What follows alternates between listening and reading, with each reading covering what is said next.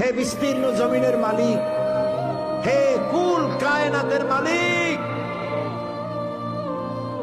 কোন ভাষায় ডাকলে তুমি খুশি হবা?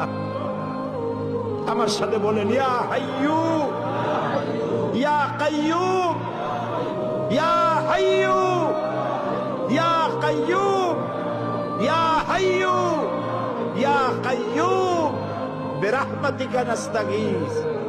আল্লাহ তাআলা, তুমি তো আমাদের সেই আল্লাহ যে নমরুদকে জুতা দিয়ে পিটায় শেষ করে দিছো।